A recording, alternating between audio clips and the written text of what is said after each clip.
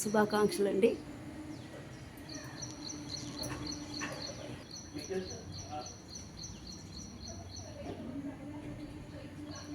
ఇది అవసరాలు విశ్వబ్రహ్మణులు అందరూ విశ్వబ్రహ్మణులు అందరూ ఇది చాలా పెద్ద పండుగ అండి.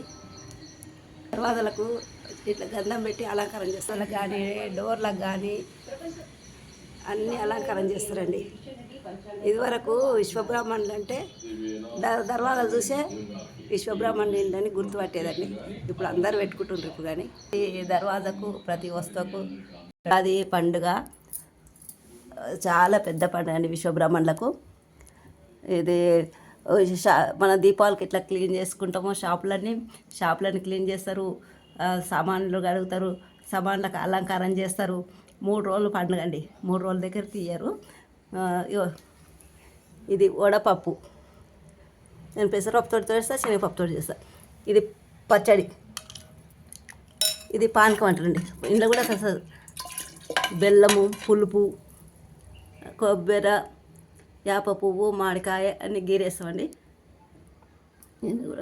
పానకంలో కూడా ఇది ఉగాది చాలా పెద్ద కంకణాలు చేసి కట్టుకుంటారు. నేను సింపుల్గా చేసినండి. పని చేసే వాళ్ళైతే చాలా పెద్ద పండుగ అండి. ఇది గోధుమలు రాత్రిపూట నానబెట్టి ఉడకబెట్టి బెల్లం వేసి పాయసం చేస్తారు, పడి చేస్తారండి సామాన్కి ఎట్టుకునేటోళ్ళు. చూసే వాళ్ళకి థ్యాంక్స్. లైక్ చేయండి, షేర్ చేయండి, సబ్స్క్రైబ్ చేయండి. నేను చేసే విధానం మీకు చూపిస్తున్నారు, ట్రై చేయండి. కంచులల్లో కూడా చేస్తారండి. నేనైతే గాజు దాంట్లో చేసిన పచ్చడి, వడపప్పు, పానకం అయితే కుండల్లో చేసిన.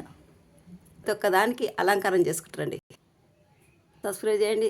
ఉగాది పండుగ వచ్చిందంటే మన దీపావళికి ఉగాదికి సున్నాలు అప్పుడు సున్నాలు ఉంటుండే, సున్నాలు వేస్తుంటే ఇవి అలంకారం చేసుకుంటుండండి. చాలా పని చేస్తుంటే మా మేనమ్మ అయితే బాగా పెద్దగా చేసేవాళ్ళండి, సామాన్కి ఎట్టి పని చేసేది. థ్యాంక్స్ అండి. చూసే వాళ్ళందరికీ ఉగాది పండుగ శుభాకాంక్షలు.